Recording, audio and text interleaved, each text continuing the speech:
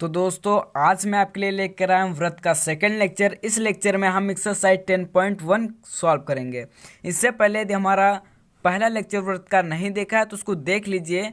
उस लेक्चर को देखने के बाद आपको व्रत की पूरी जानकारी हो जाएगी। तो सबसे पहले एक पढ़ते हैं थ्योरम।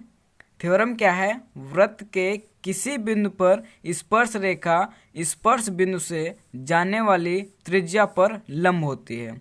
ये थ्योरम ये कहती है यदि हम किसी केंद्र से किसी स्पर्श रेखा को मिलाने वाली रेखा जो ओएम है, ओएम रेखा पीक्यू पर लंब होती है। ये हमेशा 90 डिग्री का कोण बनाती है। ये हैं फ्रेंड्स एक्सरसाइज तरफ। तो एक्सरसाइज में हमारा फर्स्ट क्वेश्चन है कि एक वृत्त की कितनी स्पर्श रेखाएं हो सकती हैं। तो फ्रेंड्स मैंने आपको फर्स्ट लेक्चर में आपको बता रखा है कि यदि कोई वृत्त है उस पर अनेक स्पर्श रेखाएं खींची जा सकती हैं। तो इसका उत्तर क्या हो जाएगी? तो इसका उत्तर हो जाएगा अनेक। अब बढ़ते हैं सेकंड क्वेश्चन तरफ। सेकंड क्वेश्चन है रिक्त स्थानों की पूर्ति कीजिए। पहला है रिक्त स्थान किसी वृत्त की स्पर्श रेखा उसे बिंदुओं पर प्रतिच्छेद करती है। मैंने आपको पहले लेक्चर में ही बता रखा है कि किसी वृत्त की स्पर्श रेखा उसे एक ही बिंदु पर स्पर्श करती है। इसमें यहाँ पर क्या फिल होगा? एक। अब बढ़ते हैं सेकंड। हमारा रिक्त स्थान दे रखा है वृत्त को दो बिंदुओं पर प्रतिच्छेद करने वाली रेखा को।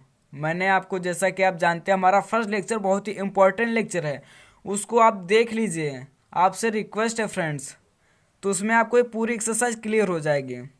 वृत्त को दो बिंदुओं पर प्रतिच्छेद करने वाली रेखा को क्या कहते हैं? छेदक रेखा। मैंने आपको ये फर्स्ट लेक्चर में ही कंप्लीट कर दिया था। एक वृत्त की समांतर स्पर्श रेखाएं हो सकती हैं। सबसे पहले आपको फर्स्ट लेक्चर में मैंने आपको क्या बताया था? महत्वपूर्ण बिंदु। उसी बिंदु का एक पॉइंट आता है कि एक वृत्त की कितनी दो समांतर रेखाएं हो सकती हैं। यहाँ पर क्या आएगा? दो। फिर आता है वृत्त तथा उसकी स्पर्श रेखा के उभयनिष्ठ बिंदु को क्या कहते हैं? स्पर्श बिंदु। याद करो, जो मैंने आपको फर्स्ट लेक्चर में पढ़ाया था महत्वपूर्ण बिंदु, उसी उन्हीं के पॉइंट हैं। क्वेश्चन क्या कहता है? 5 सेंटीमीटर त्रिज्या। मान लिया कोई वृत्त था हमारा जिसकी त्रिज्या 5 सेंटीमीटर थी। त्रिज्या वाले एक वृत्त के बिंदु P पर स्पर्श रेखा, वृत्त का कोई बिंदु ये P है, इससे स्पर्श रेखा हमारे PQ गई है। ये कौन सी गई है? वृत्त की स्पर्श रेखा हमारी PQ गई है। अब बता रहा है स्पर्श रेखा PQ केंद्र O से जाने वाली एक रेखा से बिंदु Q पर इस प्रकार मिलती है। अब सेकंड हमारा कहता है कि O से जाने वाली रेखा बिंदु Q पर इस प्रकार मिलती है कि OQ बराबर 12 सेंटीमीटर। ये OQ इज इक्वल टू कितने है? 12 सेंटीमीटर। हमको PQ ये जो है ये हमको फाइंड करनी। ये हमने मान ली थी कि हमारी X है।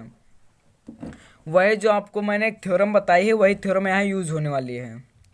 तो इसको सॉल्व करेंगे। जो मैंने आपको थ्योरम बता रखी है वो आप थ्योरम याद कर लीजिए। अब यहाँ पर बताएंगे OP is equal to 5 centimetre and OQ is equal to 12 centimetre. हमको क्या ज्ञात करनी है? PQ।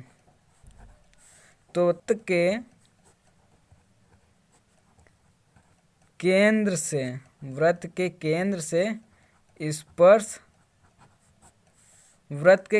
से स्पर्श रेखा पर डाला गया लंब कितने का होता है? 90 डिग्री का। ये हमारी क्या है? ये थ्योरम है। अब हम बताएंगे जब ये 90 डिग्री का है तो हम यहाँ पे पाइथागोरस थ्योरम लगा सकते हैं ट्रायंगल OPQ में। तो बताएंगे ट्रायंगल OPQ में कौन सी? पाइथागोरस प्रमेय से। तो यहाँ पर बताएंगे पाइथागोरस क्या बताते हैं? कर्ण का वर्ग बराबर होता है लंब का वर्ग प्लस आधार का वर्ग। तो यहाँ पर कर्ण क्या बनेगी, ये 90 डिग्री का, 90 डिग्री के सामने वाली भुजा क्या होती है, कर्ण होती है। यानी कि ओ क्यू का square is equal to O P square plus P Q का स्क्वायर, ये हो जाएगा। अब ओ क्यू हमारा कितना है, ओ क्यू हमारा 12 सेंटीमीटर, 12 का square is equal to O P हमारा कितना है 5 सेंटीमीटर। पी क्यू मैंने क्या मान ली थी, एक्स, ये एक्स का स्क्वायर। तो हो जाएगा 12 का स्क्वायर अगर निकालेंगे तो हो जाएगा 144, तो 5 का वर्ग 25 हो जाएगा प्लस एक्स स्क्वायर। अब एक्स स्क्वायर है, हमको एक्स की वैल्यू निकालनी है, तो 25 को इस तरह भेज देंगे तो हो जाएगा 144 minus 25 is equal to X square. अब यहाँ से घटाएंगे एक्स इज इक्वल टू कितना हो जाएगा 119। ये हमारा कौन सा ऑप्शन सही हो जाएगा फ्रेंड्स, ये हमारा जो डी ऑप्शन है ये सही हो जाएगा। तो फ्रेंड्स यहीं पर हमारी एक्सरसाइज 10.1 समाप्त हो जाती है।